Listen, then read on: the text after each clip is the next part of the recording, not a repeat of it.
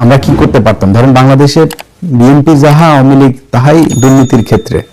ভারতের বিষয়টা তো আলাদা, কিন্তু দুর্নীতির ক্ষেত্রে বিএনপি আওয়ামী লীগ সেম জিনিস। আমরা এগুলি নিয়ে আমাদের মাথা ঘামাইতে হতো না, বাট ধাক্কাচ্ছে। প্লিজ বিএনপি নিয়ে বলেন, বিএনপি রে বাম্বু দিলে কি হয় সেটা 12 তারিখে টের পাবেন। আমি তো এখন হাফ আছি, এক পিনাকি দাদা ঠেলাই তো নিতে পারতেছেন না। প্রতিদিন হুহু হুহু করে ভোট উড়া যাচ্ছে দাঁড়িপাল্লায়, ধান সব উড়া সব চলে যাচ্ছে দাঁড়িপাল্লার ভিতরে। এখন এই হচ্ছে অবস্থা। যাই হোক, এখন বিএনপির ব্যাপার, বিএনপি কেমনে চলবে, কি করবে না করবে, আমাদের কোনো সমস্যা নাই। প্রশ্ন হচ্ছে বিএনপি যেটা করছে এখন, সেটাতে বিএনপির কি হইতে পারে, সামনের ভবিষ্যৎ কি, খুব একদম প্র্যাকটিক্যালি ছোট করে আপনাদেরকে একটু বুঝাই। ধরেন বাংলাদেশে এতদিন দুইটা দল ছিল, কি বিএনপি আওয়ামী লীগ। আমরা গেল এই কয়দিন ধরে যা কিছু দেখছি, ধরেন বিএনপি কি চায়, আওয়ামী লীগ নিষিদ্ধ চায় না। নিষিদ্ধ আমরাও চাই না, আওয়ামী লীগের নিষিদ্ধ করার দরকার নেই। আওয়ামী লীগের বিচার করলেই সোজা হয়ে যাবে। সামনে আওয়ামী লীগ আবার দল রাজনীতি করলেও সোজা হবে, আবার এখন যারা স্বৈরাচার হইতে চায় তারাও সোজা হবে, ভবিষ্যতে কেউ হইতে চাইলে তারাও ওইটা থেকে একটা লেসন পাবে। তো আমরা দরকার নেই তারা ব্যান করার। বিচার করেন, বিচার হয় না। আজকে এক এসআই দেখলাম এই সাভারের ঘটনা, সে দাপায় কাঁদতেছে। আমার খুব হৃদয় স্পর্শী মনে হয়েছে, যে আমার কাছে মনে হচ্ছে যে লোকটা সে বিডিআর এর মতো যেরকম কিছু লোকজনের উপরে দায় চাপিয়ে দেওয়া হয়েছে, ওরকম একটা নাটক এখানে সাজানো হয়েছে কিনা। যদি হয়ে থাকে জজ সাহেবকে বলবো, আল্লাহ বস্তে জারমি করেন না।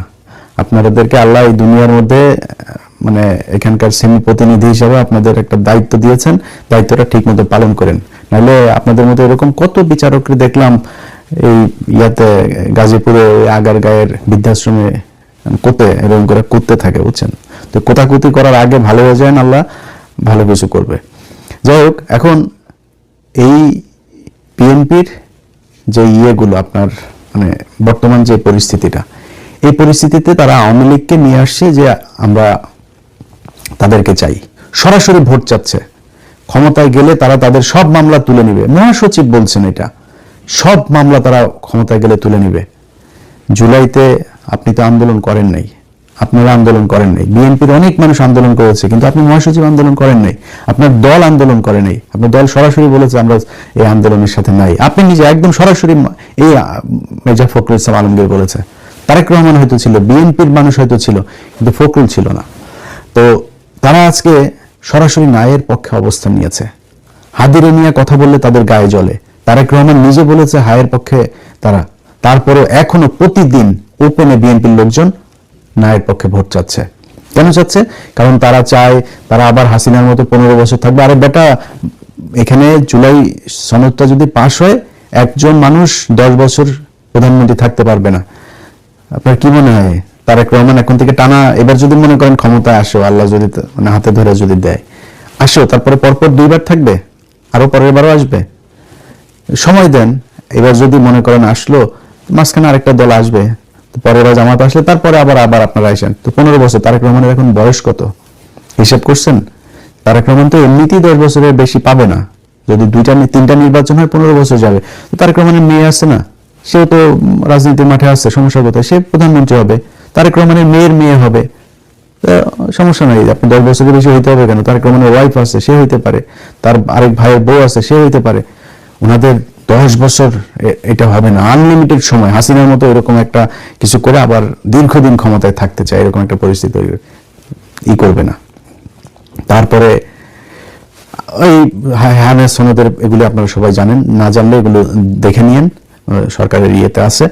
তো এগুলো সব কিছুতে তাদের না, সবচাইতে বড় সমস্যা হলো আওয়ামী লীগের লোকজনকে তারা সরাসরি তাদের ভোট দিতে বলছে। তারা তাদের ভাই তাদেরকে পাশে নিয়ে এখন নির্বাচন করছে। এগুলি আমরা দেখব। জামাতের আমির শফিকুর রহমান 2 দিন আগেও খুব মেজাজ খারাপ হয়েছে শফিক ভাই আপনার উপরে। আবার আপনি যে আপনার হ্যাক হয়েছে এটা বলেছেন, আপনি মাফ করে দিলেন। আমি বিচার চাই, বিচার করতে হবে। এই হ্যাক, এই ওয়াহিদুজ্জামান এটার পিছনে ছিল। এই ওয়াহিদুজ্জামান এটারে নিয়ে ইন্ডিয়ার এক গ্রুপের সাথে মিলে তারপরে এটা এই লোককে দিয়ে, এই লোক এখন বলির পাঠা হয়েছে। যে কর্মচারীকে আটক করা হয়েছে তাকে বলির পাঠা বানানো হয়েছে, তাকে এই ওয়াহিদুজ্জামান বলে তারপরে এই তাদের ইমেল ব্যবহার করেছে। সে লোক জানেও না যে ইমেল দিয়ে তারা কি করছে। তার কাছ থেকে পারমিশনটা নিয়ে তারপরে ই করেছে। তো এই সে লোক ভয় দিয়েছে, সামনে মনে করছে আবার বিএনপি যদি ক্ষমতায় আসে আমার আবার কি করে দিয়েছে, তারা এখন বলির পাঠা বানিয়ে দেওয়া হয়েছে, অথচ তাকে ধরা হচ্ছে না। শরীফ ভাইরা যদি আরেকটু যদি স্ট্রং হইতো তাহলে এগুলো সব বের হয়ে আসতো। যাই হোক, উনি খুব সহজ সরল মানুষ, এরকম একটা লোককে কি বাজে ভাষায় আমি আক্রমণ করেছি শুধুমাত্র এই সন্তোষ শর্মার সাথে দেখা করার কারণে। সেই সন্তোষ শর্মার নিয়ে তারেক রহমান কোলে নিয়ে নেচেছে এইবার। তো কিছু বলিনি কেন জানেন, এখন দেখছি সব নর্মাল হয়ে গিয়েছে, এগুলি আর কোনো ব্যাপার না। তখন তো আমাদের গায়ে ছাত করে উঠতো এরকম ছোটখাটো কিছু দেখলেও, এখন আর গায়ে অত বেশি লাগে না। কিন্তু যে ওপেনে নেকেট আপনারা আওয়ামী লীগের ভোটের জন্য যেই কাজটা শুরু করেছেন, এটার রেজাল্ট কি হবে সেটা আপনার বাবাও দেখে গিয়েছে, আপনার মাও দেখে গিয়েছে, আপনিও দেখবেন। আপনার বাবা 1981 সালে আপনার বাবা মারা যাওয়ার ঠিক 17 দিন আগে শেখ হাসিনাকে নিয়ে এসেছিল সবকিছুর সাথে উদারতা দেখাইতেন। বাঘের আপনি উদার করে তারপরে যদি মনে করেন ছাগলের ইয়ের মধ্যে নিয়ে দেন বা আপনি নিজে বেড নিয়ে যায় বাঘের ইতে ঘুমাইলেন, আপনার খাবে। আপনি সাপ আইনা ঘরের মধ্যে আপনার লেপের ভিতরে ঢুকায় তার উদারতা দেখাইলেন, কামড় দিবে আপনারে। আপনি হাসিনাকে নিয়ে আসলেন, আমরা বহুদলীয় গণতন্ত্র করব, ওরা তারপরে নিয়ে আসলেন। হাসিনা কি জিনিস 17 দিনের মাথায় দেখাই দিয়েছে। এই সজীব ওয়াজের জয় মদ খেয়ে এক মেয়েকে নিয়ে এই জাহাঙ্গীর গেটে আপনার গাড়ি অ্যাক্সিডেন্ট করে, আইল্যান্ডের মধ্যে মেরে দেয়। তারে পুলিশ চেয়েছে, তখন এই গুলশানের আপনার একজন ডিসি ছিল, তো সে আপনার চেয়েছিল যে এরা করতে, আটক করেছিল, পুলিশ আটক করেছিল রাতের বেলা। তারপরে খালেদা জিয়ার কাছে শেখ হাসিনা ফোন করে বলেছে, তখন শেখ হাসিনা খালেদা জিয়ার সাথে সাথে আবার পুলিশকে করেছে ওনার লোক দিয়ে, যে আমরা এই পারিবারিক এই নোংরাগুলো নিয়ে টানতে চাই না। আপনার ছেলে যদি আটক হইতো এইভাবে, তাহলে হাসিনা ঠিকই ওই দিন সব মিডিয়ারে ডেকে ওটা নিয়ে নিউজ করাইতে, ছবি ভিডিও করায়। আপনি করেন নাই। অতএব হাসিনার সাথে উদারতা খালেদা জিয়া যা যা দেখিয়েছে, 21 আগস্ট গ্রেনেড হামলা বারবার বলেছে। ওই যে রেজ্জাকুল হায়দার তখনকার ডিজিএফ এর মহাপরিচালক, তিনি বলেছেন যে ম্যাডাম হাসিনাকে আটক করতে হবে, কারণ সেই কনস্পিরেসির সাথে জড়িত।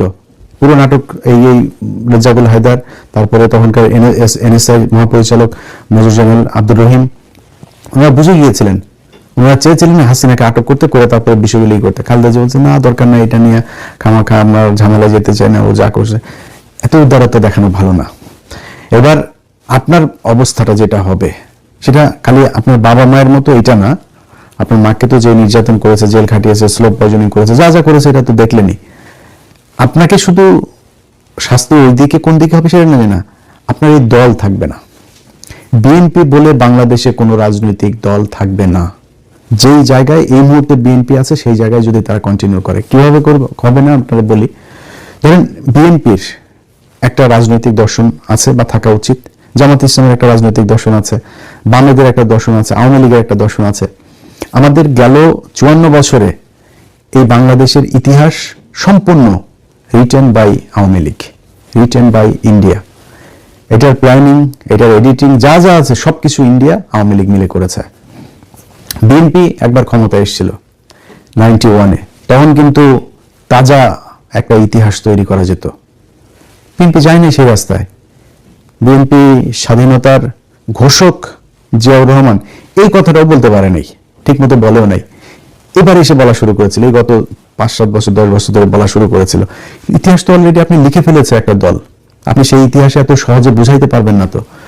তো হাসিনা এসে কি করলো, সেই ইতিহাসটা বানালো। জিয়াউর রহমান হলো গিয়ে রাজাকার, মানে জিয়াউর রহমান যুদ্ধে তেমন অবদান নাই সেটা না, ঘোষণা করেছে করেনি সেটা না, জিয়াউর রহমানকে বানাইলো রাজাকার।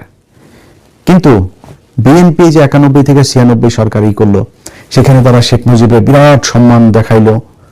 তারপরে এমনকি 2001 থেকে 2006 এই সময় তারা ইতিহাসটাকে নতুন করে করে নাই। এখন যে নির্বাচন হচ্ছে, বিএনপি একবারও বলেছে যে আমরা মুক্তিযুদ্ধে কতজন মানুষ আসলে মারা গিয়েছে আমরা এটা জানতে চাই, কোন নারী রেপ হয়েছে কিনা সেটা আমরা জানতে চাই, এই রাজাকারের সংখ্যা কত, কারা রাজাকার, আসলে রাজাকার কি হয়েছিল, তারপরে মুক্তিযুদ্ধের সংখ্যা কত, এই জিনিসগুলো জানতে বলে না। এখন জামাত তো বলবে না, জামাতটা আবার আপনারা বলবেন যে ভাই জামাত বলে না কেন, জামাত তো বলবেন, জামাত বললেই সমস্যা। জামাতের মুক্তিযুদ্ধ নিয়ে কথা বলার কোনো রাইট নেই।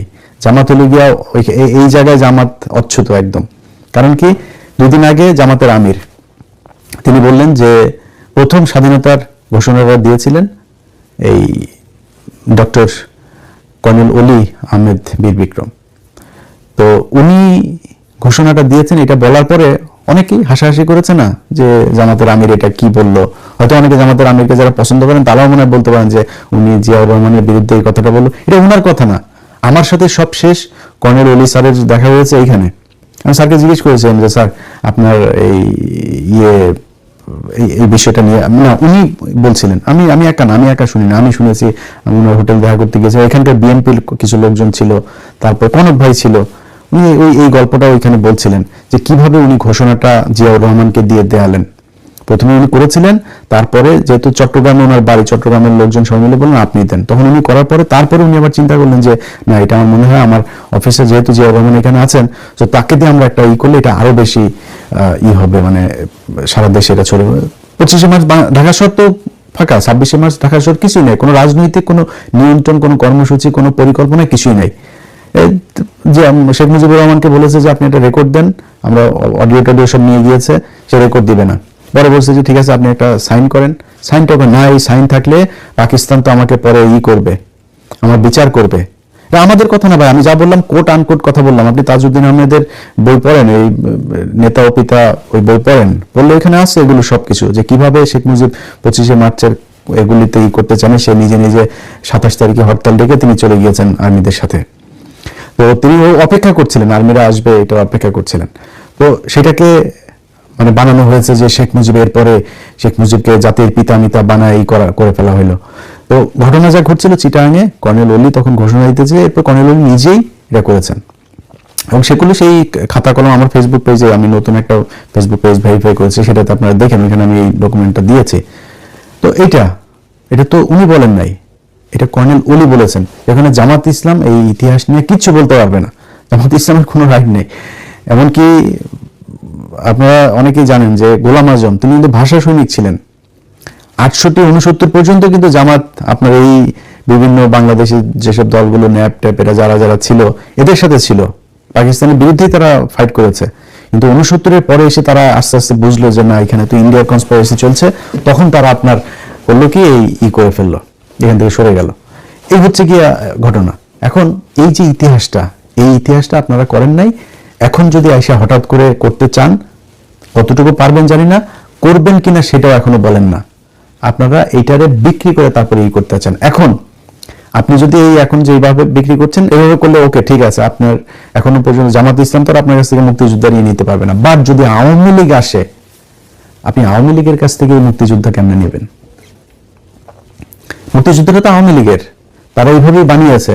শেখ মুজিব ঘোষণা দিয়েছে, পাকিস্তানের ইয়েতে বসে সে পুরো যুদ্ধ পরিচালনা করেছে, আওয়ামী লীগের লোকজনই সব স্বাধীন করেছে। এরাই আওয়ামী লীগ করলে মুক্তিযোদ্ধা হয়ে গিয়েছে। একটা মুক্তিযোদ্ধা মন্ত্রী বানিয়েছিল আওয়ামী লীগ, সে মন্ত্রীটাও মুক্তিযোদ্ধা না, ভুয়া মুক্তিযোদ্ধা। এরকম এক ইতিহাস হাসিনা বাংলাদেশে তৈরি করে গিয়েছে। এই প্রজন্মকে মানে আমি পিনাকি দাদা যদি নাকি না থাকতো, ধরেন দুনিয়া আমাদের মধ্যে দুইটা মানুষ অধম নাই, না থাকলে জীবনে কোনদিন শেখ মুজিবকে নিয়ে এখন যেটুকু বলে না, এই ইতিহাস নিয়ে এই যে 16 ডিসেম্বরের হিসাব চায় মানুষ, জাতীয় সঙ্গীতের হিসাব চায়, আমরা দুইটা মানুষ না থাকলে এইটুকু কেউ বলতো না। তো তারপরেও এই প্রজন্ম কিছুটা এখন হয়েছে, 71 দিয়ে তারা খায় না এখন আপনারা 71 তারপরেও নিয়ে বাণিজ্য করতে পারতেন। কিন্তু যদি আওয়ামী লীগকে আপনি ব্যাক করান, 71 তো আওয়ামী লীগের, আপনার এখন অবস্থা দেখে যেটা মনে হচ্ছে যে আপনি খুবই একটা লিবারেল একটা মানে ডেমোক্রেটিক একটা পার্টি এবং বামপন্থী একটা পার্টি, এরকম একটা ভাব ধরে ঘুরছেন। আসলে কি বিএনপি বামপন্থী? বিএনপি যারা করে এবার আমি প্রিটি শিওর যে এরা মানে 90% এরা জানেও না যে জিয়াউর রহমানের আসলে বাংলাদেশি জাতীয়তাবাদ এইটা মানেটা কি বলেছিল, কি বুঝাইতে চেয়েছিল সে। ভাই বাংলাদেশি, আমরা বাঙালি না, আমরা বাংলাদেশি, এটা জিয়াউর রহমান করে গিয়েছে। এটা মানে কি জিজ্ঞেস করেন, এটা পড়েন যে এটা কি বাংলাদেশি মানে কি। তো আপনি ইসলামী মূল্যবোধ নিয়ে রাজনীতি করবেন, আবার বলবেন আমি হলাম গিয়ে বাম দল, আমি সেকুলার দল, আমার কোনো নাই, আমি ডানপন্থী না, এটা বলবেন, এটা বললে আপনি রাজনীতি করবেন। এটা তো আওয়ামী লীগের রাজনীতি, এটা আপনার রাজনীতি না। এখন আপনি যখন এটা হইতে যাবেন, তাহলে আপনার মধ্যে আর আওয়ামী লীগের মধ্যে কোনো পার্থক্য থাকবে না। এখন আপনি আওয়ামী লীগকে নিয়ে আসছেন, আওয়ামী লীগকে ডেকে এনে আপনার দলে, আপনি আর আওয়ামী লীগ ভাই ভাই, আপনারা আমাদের লোক, আপনাদের মামলা টামলা কিছু রাখবেন না, সব আসেন রাজনীতি করেন আমাদের সাথে। তাইলে আজ থেকে মনে করেন 5 বছর আপনি ক্ষমতায় থাকলেন, ধরেন 12 তারিখে ক্ষমতায় আসলেন, আসার পরে আপনি 5 বছর থাকলেন। এই 5 বছরে আপনারা যে কি করবেন এটা তো আমরা জানি, আমরা দেখেছি না এর আগে, এটা অস্বীকার করার কিছু নেই। ধরেন মনে করেন তারেক রহমান খুব সৎ মানুষ, তারেক রহমান জীবন দিয়ে দিলেও পারবে, মানে সব চোর বাটপার ঋণ খেলাপি চাঁদাবাজ বহিষ্কৃত নেতাটাতে এগুলো সব আপনার দলে, এর মধ্যে আবার কিছু বহিষ্কৃত এগুলো আবার ওই যে স্বতন্ত্র থেকে দাঁড়িয়েছে, তো স্বতন্ত্র ওই লোকটা তো আপনার পাশ করে আসবে, এর মধ্যে কয়েকজন আপনি যে সরকার গঠন করেন ওদের মধ্যে ওদেরকে আবার নিয়ে আসবেন, আমি গ্যারান্টি দিলাম। বিএনপি পাশ করলে ওদেরকে নিয়ে আসবে, আবার যে কদিন পাশ করেছে ওদেরকে সংসদে নিয়ে আসবে, বহিষ্কার টহিষ্কার আদেশ সবকিছু বাতিল হয়ে যাবে। আবার কিছু জায়গায় খুব টেকনিক্যালি, যেমন নুরুর এখানে আমি জানি, আমি একদম খুবই মানে সুনির্দিষ্টভাবে দায়িত্ব নিয়ে বলছি, বিএনপি থেকে বলা হয়েছে হাসান মামুনকে তুমি দাঁড়াও পাশ করে তারপরে আসো, নুরুরে এমনি দিলাম একটা, তো লেমন চুজ দিয়ে তারপরে নুরুরে বসায় রাখছে ওইখানে, আর হাসান মামুন করে। নুরু আবার মাঝখানে জামাতের সাথে খুব গুনগুন করছে, জামাতের জোটে যোগ দেয়, জামাতের নেয় নেই। তো এরকম কিছু জায়গায় আছে ওই ওরা জোটের ওদেরকে দিয়েছে ওইখানে, বাট একজন বিদ্রোহী প্রার্থীকে বসিয়ে দিয়েছে, বিদ্রোহী প্রার্থীকে গোপনে করেছে তুমি চালাও, জিতে আসো আবার আমাদের সাথে নিয়ে নিব। তো ওই চোর এগুলো তো সব চাঁদাবাজের ইয়েতে বহিষ্কৃত, তো বহিষ্কৃতগুলো আবার আসবে না এদের দলে, এগুলো নিয়ে আসবে। তার উপরে আরো নানান চারিদিকে যা যা 1.5 বছরে করেছে, এখনো যা যা করছে তা তো করছেই। তো আপনারা সামনের 5 বছরে কি করবেন এটা আমরা মোটামুটি জানি, বাংলাদেশের মানুষ সবাই দেখছে। ওনারা বলেন যে জামাত ইসলাম তো তাদের দেশ পরিচালনার কোনো নাই, কোনো অভিজ্ঞতা নাই। জামাত ইসলামের দেশ পরিচালনার অভিজ্ঞতা নেই, এটা পার্শিয়ালি ট্রু, তাদের দুইজন ছিল যেহেতু, এটা পার্শিয়ালি এটা ট্রু, কিন্তু এটা আবার মাথায় রাখেন জামাতের কিন্তু আবার আপনাদের মতো চুরি করার এই অভিজ্ঞতা নাই, আপনাদের একটা অভিজ্ঞতা আছে, সেই অভিজ্ঞতা দেশকে 5 বার দুর্নীতিতে চ্যাম্পিয়ন বানানোর অভিজ্ঞতা আছে, আপনাদের অভিজ্ঞতা আছে মানুষের বিদ্যুৎ না দিয়ে রাস্তার মধ্যে পেটানোর, সারের জন্য মানুষের বুকে গুলি করার, আপনাদের এইসব এটাই আপনাদের এক্সপেরিয়েন্স। তো এই এক্সপেরিয়েন্স নিয়ে আপনাদেরকে না এনে মানুষ, আমার মনে হয় যাদের এক্সপেরিয়েন্স নাই, যারা অন্তত চুরি করবে না, এইটুকু বুঝে যে এই লোকগুলি চুরি করবে না, ওই লোকগুলির আমার মনে হয় মানুষ ক্ষমতায় নিয়ে আসতে পারে। তো সেই হিসেবে আপনারা এই 5 বছরে কি করবেন সেটা জানি। 5 বছর পরে তো আপনারা ভোট দিবেন, এটা তো আপনি গ্যারান্টি দিয়ে বলতে পারি।